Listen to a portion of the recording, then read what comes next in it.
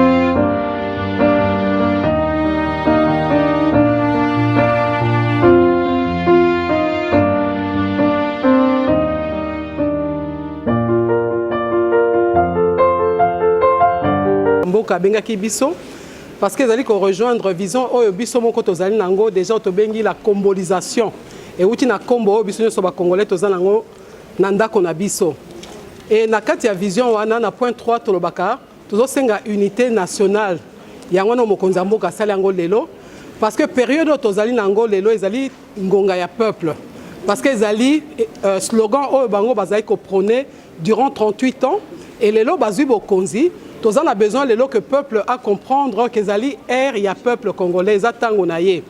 Yangona pendant que mon konzazo sala la consultation à Wanakati, Bisso Marie-Josée Ifokou, présidente de l'Assemblée nationale, a lancé qui mouvement moko abengi la combolisation en marche. Tobanda kango avant même président sala discours naye pour na ba oyo balanda ki biso.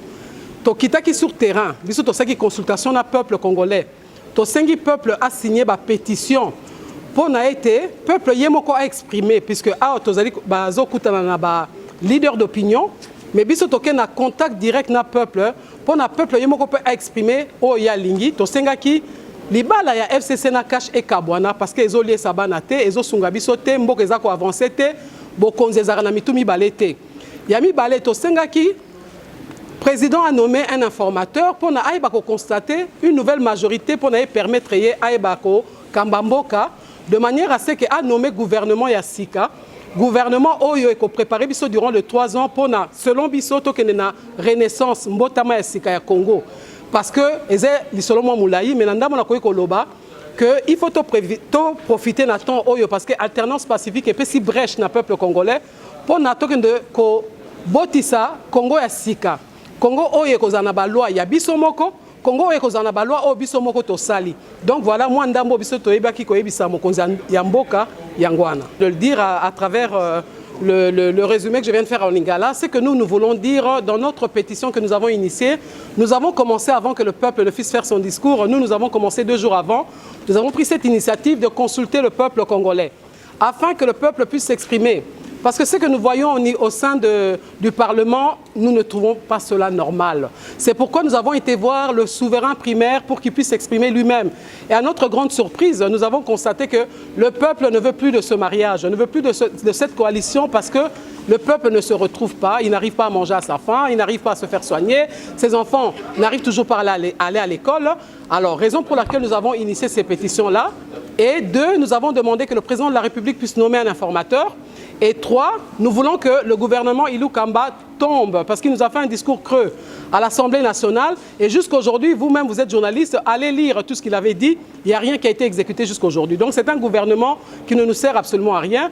Alors nous voulons que le peuple signe en masse cette pétition pour exprimer sa volonté de vouloir un changement au niveau du gouvernement pour que nous puissions enfin construire notre pays et aller vers une renaissance. Et qui chacun avait son projet, son programme, et donc nous ne partageons pas toujours les mêmes vues. Et je peux vous assurer que chacun de nous a pu s'exprimer librement, peut-être pendant 5-10 minutes, devant le président de la République, qui a écouté chacun de nous. Ça a été quelque chose de formidable. En ce qui me concerne, vous savez qui je suis Cash. Je suis l'un de ceux qui fait partie du Cash. J'ai adhéré à Cash. Donc, je partage parfaitement le discours du président de la République et je peux vous assurer que de toute façon, tous ces candidats partagent le discours du président de la République et donc veulent qu'il y ait un grand changement parce qu'on n'a pas le choix. Mais ce qu'il faut savoir aussi, c'est que finalement, d'où vient cette crise des élections?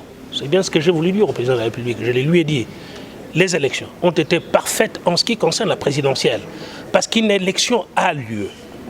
Elle est légitime lorsqu'elle apporte la paix. Or, la présidentielle a apporté la paix. Mais en ce qui concerne le législatif, vous le savez très bien qu'il y a eu des choses qui ne sont pas acceptables. Parlant par exemple du Bandundu, du Kwilu, vous avez été le jour de la proclamation des législatives. Je pense que c'est la salle qui a hurlé. Parce que cette proclamation de la province du Bandundu et de ma circonscription a été faite de manière quelconque. Tout le monde le sait. Ça a même été, comment dirais-je, filmé. Vous avez des documents là-dessus. Voilà. Donc on est parti de celle-là, du fait qu'un président de la République a gagné une élection, mais qui se retrouve face à une majorité parlementaire qui est quelconque, qui a été fabriquée. Qu'est-ce qu'il fallait faire? On devrait s'attendre forcément à la crise qui a lieu aujourd'hui. Et donc, nous sommes dans un régime qui est un régime semi-présidentiel, et donc en fait un régime parlementaire. Et le président de la République ne partage pas la même vision avec le Parlement. Nous sommes en crise en fait. Comment faire? Bon, chacun de nous a remis un mémo au président de la République. Et effectivement, il ne nous appartient pas de révéler le contenu de ces mémos. Moi, j'ai remis les miens, je le garde pour moi. Si le président de la République veut le publier, il le publiera et je ne vous dirai pas plus. Merci à vous. Oui, chacun vient avec sa solution. Chacun vient avec sa solution. Et je pense que le président de la République est en train de consulter tout le monde. Et il a dit qu'à l'issue de ces consultations, il fera, comment dirais-je, une synthèse qu'il viendra présenter à la population congolaise, à la nation. Soyez-en rassurés, j'ai été moi-même. Je n'ai pas mâché mes mots. Ça s'est passé dans un environnement de convivialité et j'ai fait de mon mieux pour dire au président de la République ce que je pense au plus profond de moi, ce que je dis sur les réseaux sociaux et ce que je partage comme conviction dans les médias de la place. C'est vrai que je ne dévoilerai pas tous les contenus de notre conversation parce que le président de la République doit réfléchir sur ce que nous avons dit, sur nos avis. Mais le message principal que vous devez retenir est que je lui ai dit que nous sommes 100 millions de Congolais. Et que lorsque les gens partagent le même environnement, ils réfléchissent presque tous de la même manière. Mais il y a une différence entre nous et lui, en tant que président de la République. Lui, il dispose de l'information. L'information que nous n'avons pas. Et en prenant sa décision, il doit tenir compte de cette information. Il doit aussi penser à la stabilité du pays. Parce qu'à la fin, je suis entrepreneur. Et l'économie du pays fonctionne lorsqu'il y a stabilité. J'ai insisté sur la stabilité, que la décision qu'il prendra à la fin de ces consultations puisse être d'abord constitutionnelle et qu'il puisse s'assurer que la stabilité à l'intérieur du pays sera maintenue. C'est ce que j'ai dit au chef de l'État. Vous êtes dans une relation avec un ami. Quand cet ami te met des crocs à jambes, le mieux c'est de se séparer. Parce que à la fin de l'exercice de ces 5 ans, c'est lui qui sera comptable devant le peuple et non le FCC. Et la relation entre FCC et Cash avec le chef de l'État, c'est une relation de je t'aime et moi non plus. Ceux qui luttent pour que lui puisse disparaître, avoir le chèque et ils reviennent avec leurs milliards pour dire qu'il a échoué, c'est nous devons les mettre barrage. Parce que le peuple qui a élu le chef de l'État s'attend à un résultat. Le social, la situation politique et la situation qui gêne des rébellions presque partout en République démocratique du Congo, il faut que le peuple puisse vivre la paix. Je crois que même le chef de l'État lui-même, c'est fini cette histoire-là de coalition. Parce qu'il vous a dit dans son message, il a répété. Donc pour moi, c'est fini cette relation. Alors maintenant, il doit avoir une majorité pour pouvoir soutenir son action pendant les 5 ans. N'est-ce pas? Alors s'il va laisser les autres là des FCC qui querellent partout, ils n'ont pas de respect vis-à-vis de nous. Ils ont bloqué le ministère des Finances contre ceux qui soutiennent Félix. Ils voulaient bloquer la justice contre ceux qui soutiennent Félix. Ceux qui soutiennent Félix, nous autres, nous sommes un peu une petite minorité. Mais c'est le peuple qui est majoritaire dans cette affaire. Donc le président, nous l'avons mis devant ses propres responsabilités. Il doit se définir pour pouvoir faire partie de tous ces gens et gérer son pouvoir, parce que je sais que les difficiles, on dit non, le président ne peut pas dissoudre le Parlement tout de suite parce qu'il faut qu'il y ait des difficultés entre le Premier ministre, le gouvernement et l'Assemblée nationale. Mais vous êtes d'accord avec moi, le gouvernement et l'Assemblée nationale, ce sont les oiseaux de même plumage. Mais lui doit se définir pour chasser ces gens, comme ça, vous allez vivre la paix. Monsieur Gabriel Moukia, suite à ma réunion, bon. Nous avons donné des idées.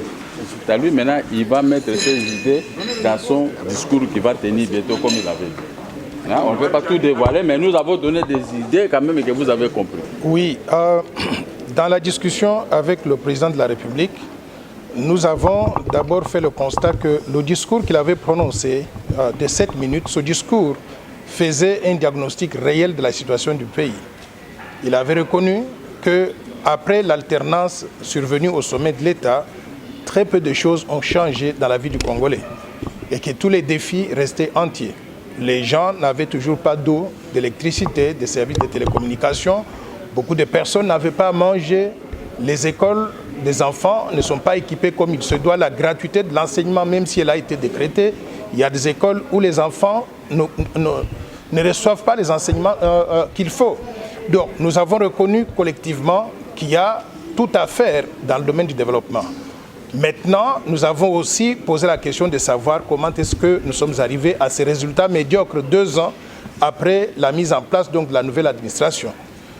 Nous avons tous reconnu que le pays a été géré par une coalition, la coalition FCC Cash. Et cette coalition, à l'intérieur, il y a des gens qui veulent que le gouvernement puisse réussir, que le chef de l'État puisse réussir. Il y a des gens qui font tout pour qu'il puisse échouer. Maintenant, le fait qu'il ait reconnu que les choses ne marchent pas comme il faut, et le fait qu'il ait appelé tout le monde à venir autour d'une table qu'on appelle donc Union Sacrée, c'est une position que nous partageons. En tant qu'ancien candidat à la présidence de la République, Nous avions tous des visions que nous voulions mettre donc en place pour développer la RDC au profit de tous. Moi, personnellement, je lui ai rappelé encore le plan Marshall de Noël Tchani pour la reconstruction et le développement de la RDC qu'on avait conçu avant les élections, qu'on a actualisé après la Covid-19 et que nous pensons que s'il est mis en œuvre ce plan Marshall, pourrait contribuer à développer la RDC au profit de tous. Nous avons attiré l'attention aussi sur le fait que certaines institutions qui sont supposées mobiliser des ressources qu'on peut utiliser pour développer la RDC, pour mettre en œuvre différents programmes de développement, ces institutions semblent ne pas fonctionner comme il se doit. Nous avons fait allusion donc au travail qui est fait par l'Inspection générale des finances, qui a détecté beaucoup de détournements des fonds publics dans certaines institutions, et nous demandons que nous puissions maintenant mettre en œuvre une nouvelle vision de développement, mais en réunissant tous les Congolais autour d'une table qu'on appelle donc l'Union sacrée. Pourquoi? Parce que s'il y a exclusion, s'il y a simplement le FCC cash qui s'occupe du développement et tout le reste de la République est exclu, je pense que nous ne pouvons pas donc réussir en tant que pays.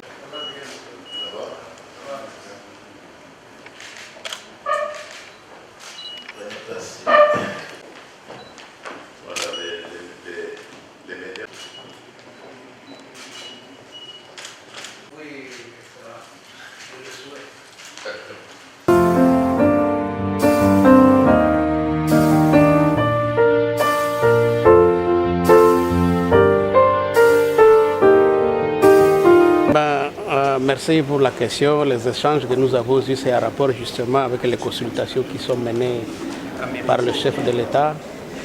Je ne saurais pas m'étendre sur ce que nous nous sommes dit, à part le fait que j'ai donné mon accord de pouvoir contribuer, participer à l'exercice qui se fait maintenant dans le sens d'apporter ce que peut être ma contribution. Et quelle a été votre contribution? Ah non, à ce stade, c'est juste dire, voilà, je salue l'initiative et que je suis disponible pour apporter la part que je peux apporter à... Quelle est cette part-là? Ah non, mais vous savez, nous avons un pays dont vous savez vous-même dans quel état il se trouve. Il y a quelques problèmes, tout n'est pas mal, tout n'est pas non plus rose. On a besoin de bras, de mains, des esprits pour essayer de relancer la machine, contribuer à ce que les choses aillent de l'avant pour l'intérêt du plus grand nombre. Je n'ai pas la compétence de donner une appréciation quelconque. Tout ce que je dois vous dire, c'est que je suis disponible pour apporter mon appui à l'initiative positive qui est posée maintenant afin de pouvoir contribuer à ce que notre pays aille pour le mieux. Donc, vous êtes partant pour l'union sacrée pour la nation? S'il vous plaît? Êtes-vous favorable pour la dissolution? Non, je ne saurais pas aller jusque-là. Pourquoi je serais favorable ou défavorable? Il ne m'appartient pas de donner un avis sur ça. Tout ce que je peux dire, c'est que moi, je suis disponible pour apporter une contribution qui peut permettre à ce que les choses aillent pour le mieux. D'abord, ce n'est pas seulement maintenant que je réponds à son appel. J'étais déjà là il y a plus d'une année. Donc, je suis toujours disponible toutes les fois qu'il me sera posé un problème ou qu'on supposera que je peux apporter une contribution, je ne manquerai pas de le faire. Un exemple? Pour le reste, je souhaite le mieux à tous ceux qui sont sur l'espace public parce qu'on y est pour apporter, pour contribuer à bâtir un bien-être collectif. Le pouvoir pour le pouvoir, ça ne sert à rien. On l'a déjà expérimenté. Et puis, nous ne serons pas restés le tiers-monde du tiers-monde. J'ai eu l'avantage de faire le tour de certains pays qui nous entourent, même lointains et tout ça. Je sais que nous accusons un terrible retard. Donc, nous devons vite nous mettre en place, nous mettre dans l'esprit qu'il y a un travail à faire. Nous devons courir lorsque les autres marchent parce qu'on affiche un terrible retard. Avez-vous convaincu le chef de l'État avec vos arguments? Je n'ai pas à le convaincre parce qu'il est convaincu de cela. C'est lui qui a lancé cette initiative. C'est parce qu'il estime qu'il a besoin d'un nouvel élan. Et sur cela, nous devons lui apporter un appui nécessaire. Non, ça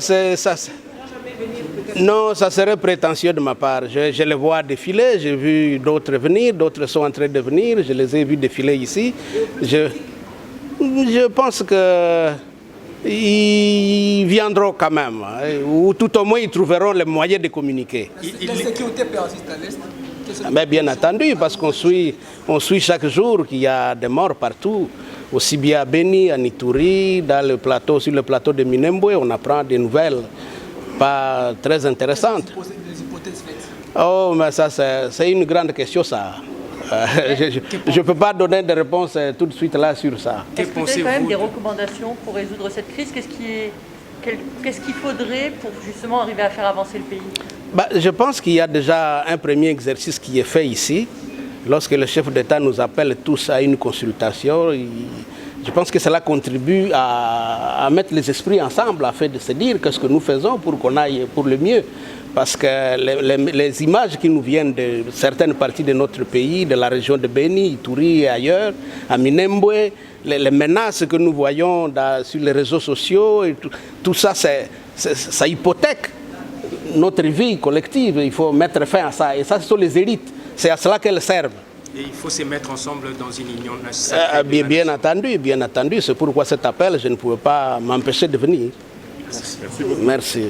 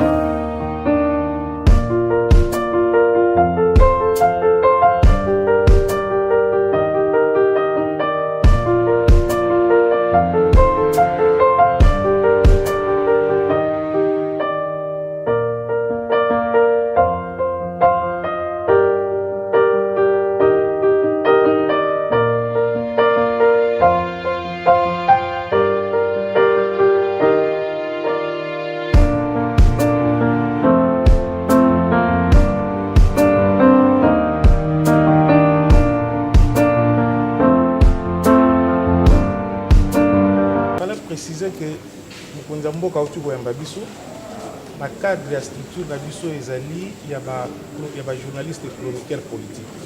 Mais tolingi to préciser que invitation ezalaki individuelle na ba invitation na biso ezala kombo ya mutu na mutu pona to longola équivoque entre biso na bande connecte INPC na ba mususu bayali.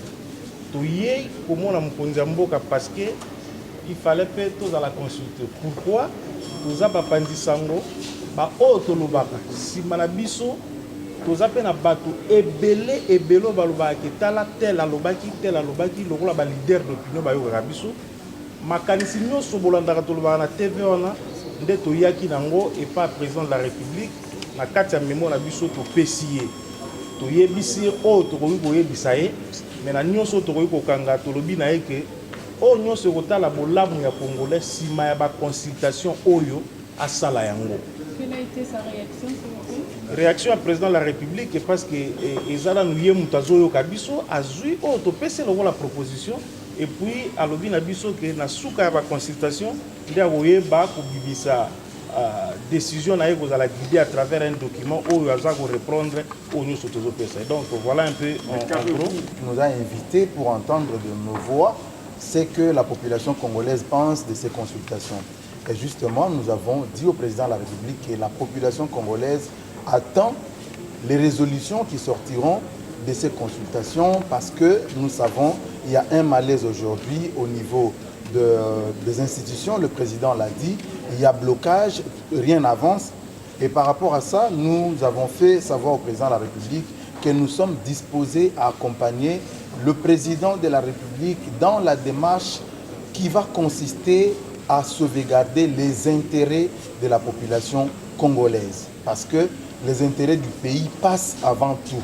S'il y a des personnes qui pensent le contraire de ce qu'il faut faire pour faire avancer les choses, ça, je crois que le président de la République, nous l'avons fait savoir que cela ne va pas du tout intéresser la population congolaise parce qu'il faut prendre des mesures maintenant pour sauver la nation de sorte qu'on ne puisse pas plonger le pays dans une crise qui ne dit pas véritablement son nom. Nous ne sommes pas entrés dans des considérations partisanes, mais nous avons dit au président que nous sommes en train d'attendre les résolutions des concertations. Ce qu'il va décider, eh bien, nous prendrons pour voir qu'est-ce qu'il faudra pour la population congolaise. Ce qui est important pour la population congolaise. Ce qui est important pour la population congolaise, vous êtes journaliste et on demande quand même un peu de neutralité, alors que ces conflits sont en train d'être vécus entre des camps politiques. Nous sommes venus comme journalistes, leaders d'opinion, nous présentons des émissions politiques. La question concerne la nation. Le président consulte également les plus représentatifs possibles. Et nous estimons qu'il avait estimé lui aussi que derrière nous, nous avons des opinions. Et qu'il a fallu échanger avec eux. Ça n'a rien à voir avec l'OFCC, ça n'a rien à voir avec l'OCAJ. Nous n'avons pas de coloration politique. On est journalistes. Après, ici, nous allons parler à la nation. Parce que lorsque nous sommes devant le micro, nous parlons à la nation. Et il faudrait qu'on informe la nation ce qu'il faut pour que le lendemain ne soit pas sombre. Rien que ça. Il n'y a pas autre chose, il n'y a pas de coloration politique. Nous n'avons pas échangé politique au sens normal du terme. On a parlé journaliste, n'est-ce pas? Nous sommes journalistes, présentateurs des émissions politiques pour qu'on ait une opinion qui soit non problématique. Et il faut ajouter que les critères de sélection des consultés relèvent du consultant et par rapport à l'ancrage de ceux qu'il consulte.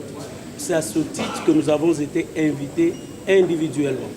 Mais s'il a été dans l'organisation, mis ensemble tous ceux que l'on a considérés comme chroniqueurs politiques, c'est pour des raisons de l'organisation et cela ne relève pas de nous. Cela doit être conclu et compris comme ça. Heureuse pour ceux qui ont été reçus, malheureuse pour ceux qui n'ont pas été reçus. Mais je crois que ça n'a rien à voir. Ce n'est pas comme quelqu'un a dit tout à l'heure, c'est par rapport à leur représentativité. Je ne pense pas que ça soit vrai. C'est plutôt par rapport à... C'est subjectif, je crois. Le chef de l'État estimait qu'il fallait recevoir des gens. Il les a reçus. Et je crois que les consultations ne sont pas finies. Peut-être d'autres journalistes seront aussi reçus. Je crois que c'est comme ça. En ce qui me concerne, j'ai demandé au président d'arrêter, de mettre fin à l'alliance qu'il a avec le FCC. Et lui, il a dit, pas tout le monde. Et donc, il a estimé qu'il y avait des gens qui l'embêtaient, oui. Et puis bon, le peuple aussi a estimé de la même manière. Mais en ce qui nous concerne, on a dit qu'il fallait qu'il remette, qu'il apporte des solutions au problème. Peter Tiani, par exemple, a dit très franchement au président de la République qu'il ne pouvait pas reculer, qu'il était sur un point de non-retour. Et Joël Cadet a parlé par exemple de délits de presse, il a parlé de diffamation et des arrestations que les journalistes subissent tous les jours. Et le président a promis, ça je peux vous le dire, il a promis qu'il va personnellement veiller à ce que le journaliste ne soit pas menacé, arrêté, mais que les journalistes soient aussi conscients de ce qu'ils disent, qu'ils aient au moins des sources, comme ça on va crédibiliser la démarche. Mais il est contre le fait que les journalistes soient arrêtés. Il a même demandé que si un journaliste est arrêté, que le journaliste porte plainte à la personne qui le fait arrêter. Comme ça, ça va aller. Alors je vais vous dire la vérité, madame, parce que moi je n'ai pas besoin d'être hypocrite. Moi je ne suis pas neutre. Je n'ai jamais été neutre et je ne le serai jamais. La neutralité pour moi c'est une naïveté. La neutralité pour moi c'est une lâcheté. On ne peut pas être neutre dans un pays comme celui-ci. On ne peut pas être neutre quand on est en présence de deux forces. L'une, la première force veut détruire ce pays, veut reprendre un pouvoir qu'ils ont perdu, qu'ils ont très mal géré, qu'ils n'ont pas construit des écoles, construit des universités, construit la vie. Je ne peux pas être neutre devant ça. Je ne peux pas être neutre devant la question des Minembwe. Je ne peux pas être neutre devant la question des milliers de morts à l'est du pays. Je ne peux pas être neutre. Donc ceux qui attendent de la neutralité, peut-être avec Rachel Kissita, elle sera neutre, mais moi non, moi je ne suis pas neutre. Déjà que je suis éditorialiste, je prends des positions, je ne suis pas neutre et j'assume pleinement mes positions qui ne peuvent pas arranger un camp ou un autre. On applaudit quand je suis d'accord avec quelqu'un, mais quand je suis contre lui, c'est autre chose. Je ne suis pas neutre. Le plus grand malheur de Kabila, c'était de ne pas avoir aménagé la Constitution en partant. Il a pris le soin de l'aménager en entrant, mais il n'a pas pris le soin de l'aménager en sortant. Ce qui fait que le chef de l'État dans notre Constitution a une puissance institutionnelle que j'ai rappelé au chef de l'État, qu'il avait une puissance institutionnelle terrible au point que la majorité ne peut pas le freiner. La réponse à cette majorité de Kabila, c'est la réqualification. La réponse à cette arrogance de la majorité de Kabila, c'est la dissolution. Mais visiblement, le chef de l'État n'a pas besoin de parler de la dissolution. Il a plutôt besoin de parler de la réqualification de la majorité. Et vous allez voir, dans peu de temps, je crois qu'au mois de... Bon, je ne vais pas donner le mois, mais dans peu de temps, vous allez voir que les choses vont véritablement changer. Et donc, je n'ai pas peur de ça. Et je crois qu'il est président de la République. Et il peut assumer ses fonctions et la charge de sa tâche. Bon, je viens de le dire, hein, moi je n'ai pas besoin de me cacher, je ne me cache pas en fait. Si soutenir l'alternance, c'est soutenir Félix Tshisekedi, j'assume. Le plus important, c'est que je vais jouer ma part dans l'histoire, que les futures générations, quand ils viendront, qui se rappellent qu'il y avait un homme qui était franc et qui disait la vérité. Moi, je soutiens l'alternance et je la soutiendrai toujours. Voilà. Je suis très indépendant. Posez-moi une question sur une erreur du président, je le dirai ici, sans cacher.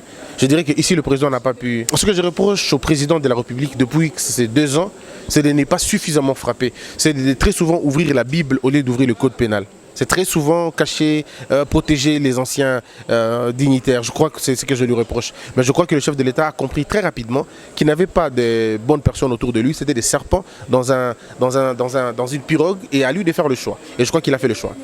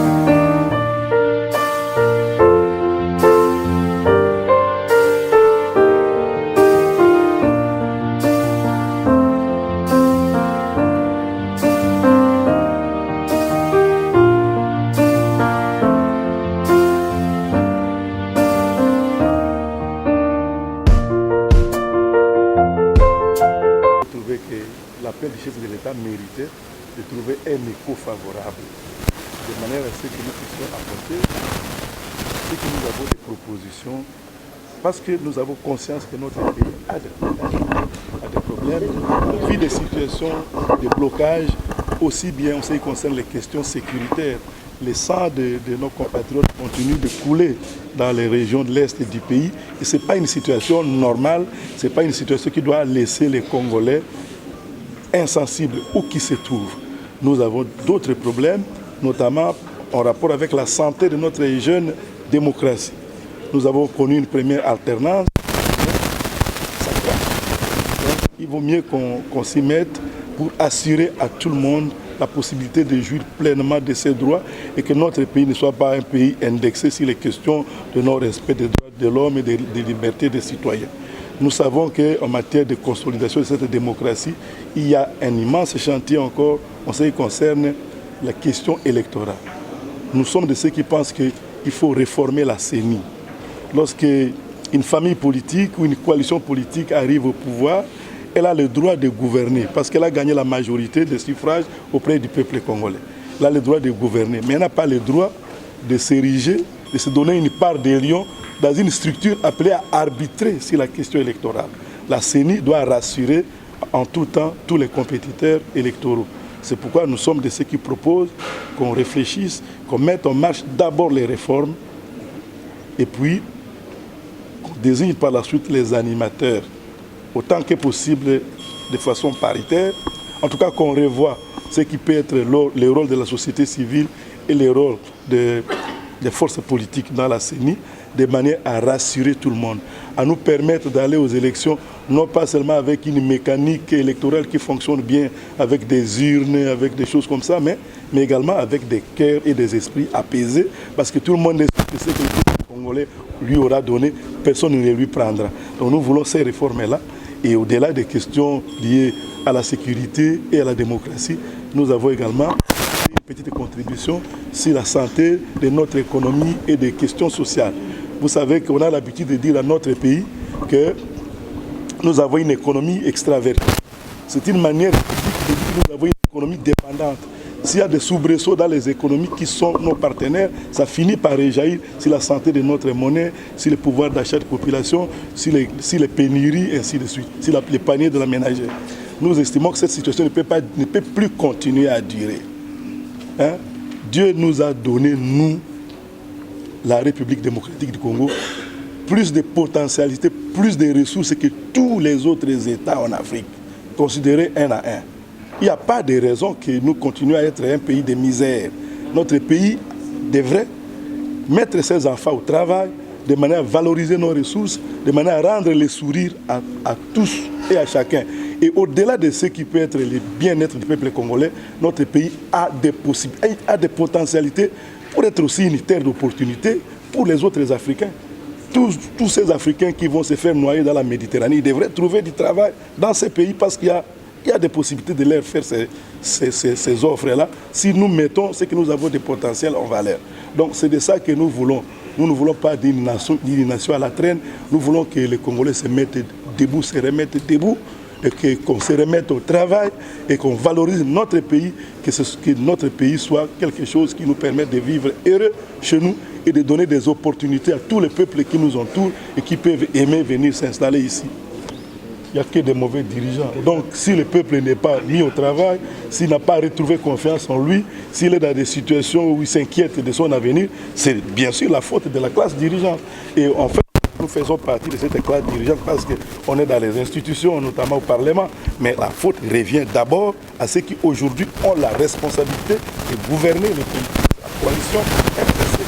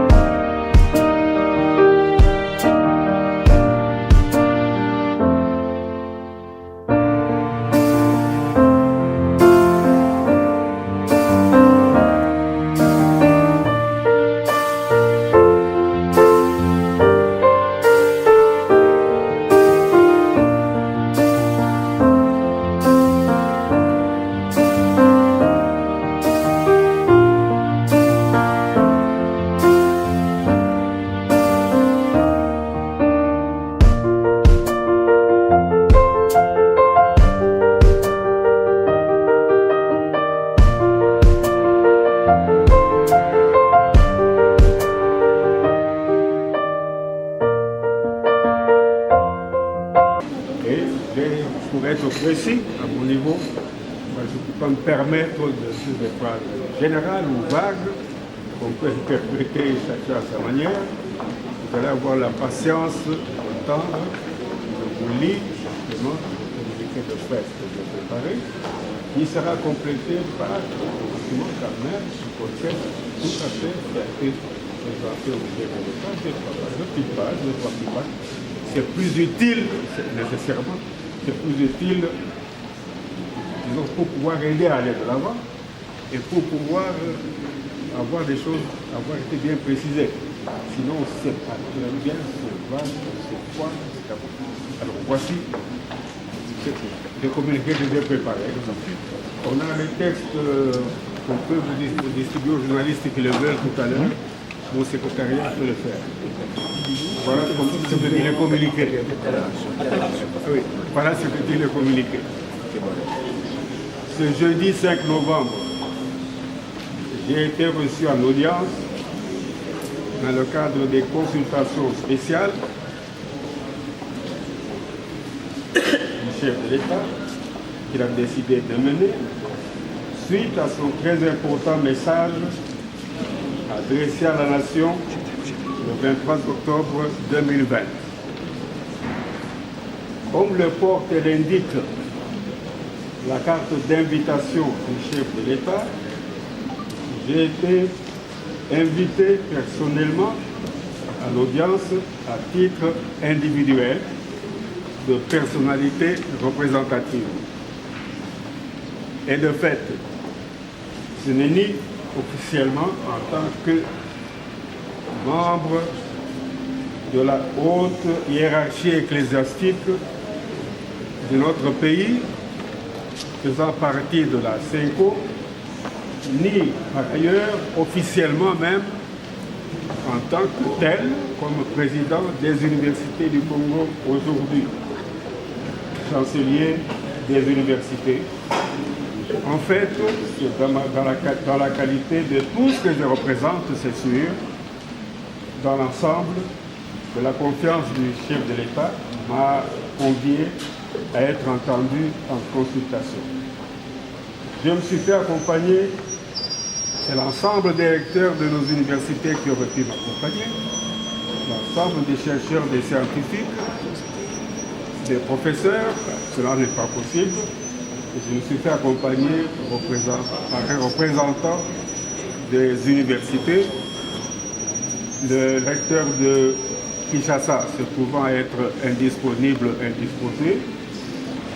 Je me suis fait accompagner par le recteur de la deuxième université de notre pays, la troisième traditionnellement étant celle de Kisangani, par le recteur de l'UNILU, le professeur Kishiba Gilbert, ici présent, qui vous lira alors, je demande de lire le document que nous avons proposé au chef de l'État, qui indique des choses d'une manière un peu précise, comme il convient à des milieux universitaires, critiques, etc. Je me suis donc fait accompagner par le recteur, à défaut de l'être par plusieurs autres personnalités, surtout les deux autres présidents des conseils d'administration de notre enseignement universitaire, celui des instituts supérieurs techniques, le professeur Mpeye Nestor ou le professeur Boura des instituts pédagogiques et d'autres institutions privées. Élément essentiel de l'audience. J'ai exprimé au chef de l'État notre appréciation, mon appréciation d'ensemble sur la teneur et les visées importantes de son message du 23 octobre. Face à l'état de la situation, telle qu'elle se présente et est analysée, en ce moment, il s'avère qu'il y a lieu que toute la communauté nationale de notre pays réponde à l'appel pour réaliser effectivement une union sacrée de tous les Congolais pour l'affermissement du fonctionnement régulier et harmonieux des institutions nationales, union sacrée de toute la communauté nationale pour renforcer et consolider la conscience vive de l'unité nationale et en même temps préserver et défendre toujours l'intégrité territoriale de notre pays. Je crois que c'est le message essentiel et que tout doit tourner autour de ça. Et si les autres dispositions qui sont prises sont des dispositions en vue de cette réalisation, c'est l'essentiel. Des éléments de détail, parce que nous allons dans les détails, et les professeurs ou les qui m'entendent et d'autres personnes, eux, ils sont exigeants. Ça, vous en entendez quelques éléments dans le document déposé auprès du chef de l'État que va nous lire le recteur représentatif de l'UNIGO. Je profite de l'occasion pour d'autres éléments d'information. À titre personnel, bon, tout à l'heure, on dispose déjà d'éléments qui indiquent les programmes du déroulement de ces événements prochains. Et à titre personnel, il s'agit de 2 célébrations jubilaires très importantes qui sont rares, effectivement. J'en rends grâce à Dieu, j'en rends grâce à l'Église, j'en rends grâce à la nation congolaise et à tous ceux avec qui on a pu réaliser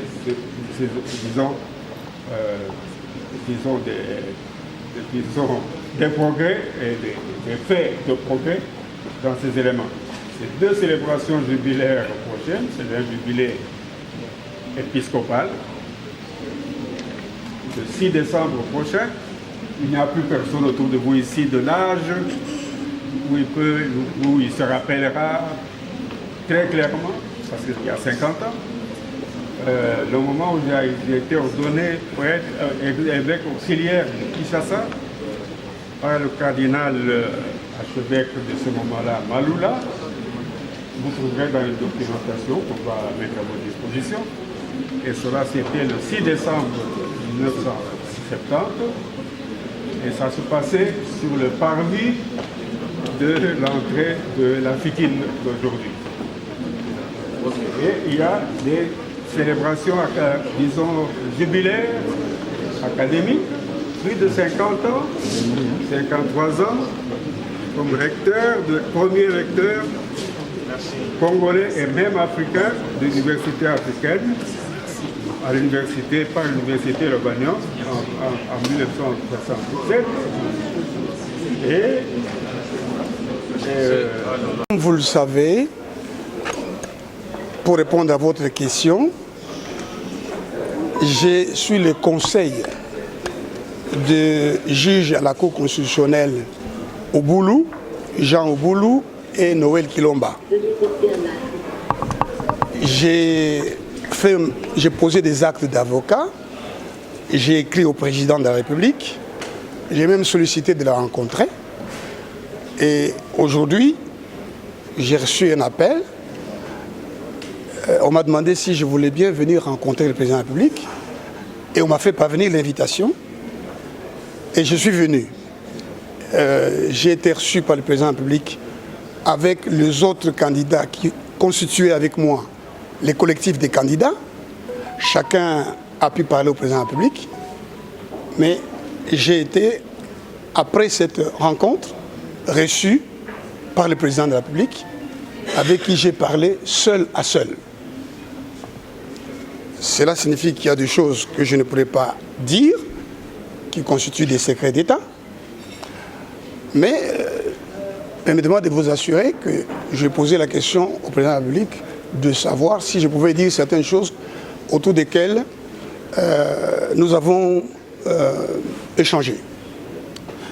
D'abord, en ce qui concerne mes clients, le président de la République a été attentif et il m'a dit de le dire qu'il va s'assurer que les droits de mes clients que je réclame soient respectés.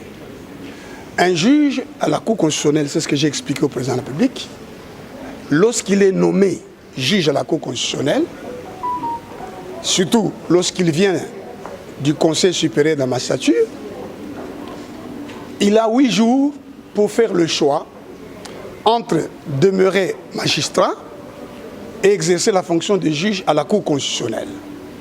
Donc, dire que mes clients auraient dû choisir quand le président les a nommés à la Cour n'est pas conforme au droit.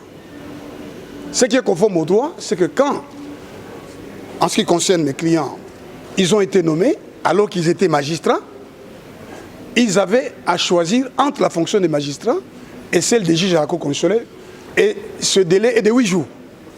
Après cela, un juge à la Cour constitutionnelle ne peut pas perdre ses fonctions par une décision du président de la République. Il ne peut perdre sa fonction de juge à la Cour constitutionnelle que par expiration de son mandat, suite à son décès, suite à sa démission volontaire ou à la démission d'office, ou suite à sa révocation, ou sinon, suite au renouvellement de la Cour par tirage au sort. J'ai échangé avec le président de la République à ce sujet. Donc, cela revient à dire qu'en réalité, les juges à la Cour constitutionnelle, Jean Oboulou et Noël Kilomba, ont été écartés de la Cour en violation de la Constitution. Le président de la République m'a dit qu'il va considérer les droits qui les concernent, en particulier le fait que quand on cesse d'être juge à la Cour constitutionnelle, on a droit au salaire pendant 2 ans. On reste juge à la Cour constitutionnelle pendant 2 ans. Donc le président de la République m'a dit qu'il va examiner la question. Voilà, sur ce point. J'ai expliqué au président de la République, en présence des autres collègues candidats aux élections de 2018 qui avaient formé les collectifs avec moi, que la Constitution avait établi un régime politique qui fonctionnait de cette manière.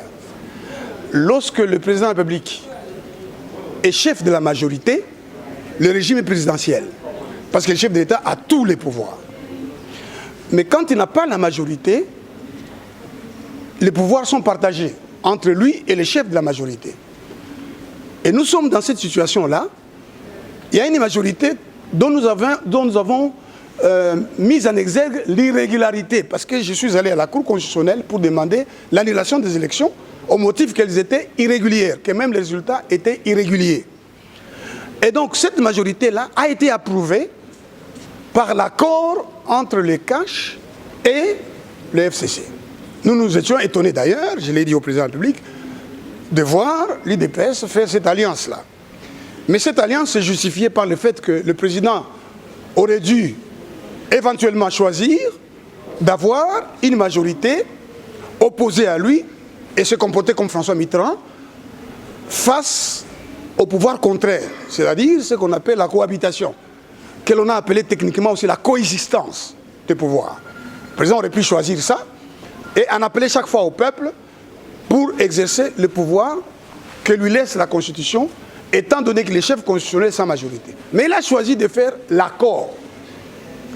La Bible dit: tu ne violeras aucun droit, tu suivras ponctuellement la justice si tu veux demeurer dans le pays et y jouir de la vie. J'ai même donné cette idée au président de la République de Josué, qui n'aurait pas dû faire l'alliance avec les Gabaonites, mais qui l'a fait. Et lorsque Saoul est venu en violation de cet accord s'en prendre aux Gabaonites, Dieu a puni Israël sous David. Donc, non, le président de la République m'a répondu tout de suite, il m'a dit, parce que je lui ai dit qu'il a cette réalité juridique et politique, c'est-à-dire qu'il y a une majorité qu'il a approuvée et à cause de laquelle, pour lui permettre de gouverner, il a fait un accord. Va-t-il se lever un matin et balayer cette majorité? Ce serait la crise. Il va violer la Constitution parce qu'il faut qu'il y ait une crise persistante entre le gouvernement et l'Assemblée nationale. On n'est pas dans le cas d'espèce. Et donc le président de la République m'a informé qu'il va dialoguer aussi avec cette majorité et qu'il devra nécessairement lever des options qui ne vont pas à l'encontre de la Constitution. Et nous lui avons dit qu'il faut absolument qu'il respecte la Constitution parce qu'il a prêté serment devant Dieu et devant la nation de respecter la Constitution. Et puis nous avons prié ensemble. Voilà. Pensez-vous avoir répondu Merci beaucoup, j'espère que vous vous êtes retrouvés à travers les images que vous venez de suivre. Donc abonnez-vous massivement sur notre chaîne Elite Télévision, ceux que vous s'appelez la Kelly Roxane. Donc de temps en temps, j'espère que vous connaissez Nanangai. Je dis bien Kelly Roxane. Je remercie toute l'équipe Elite Télévision. D'ici là, portez-vous bien.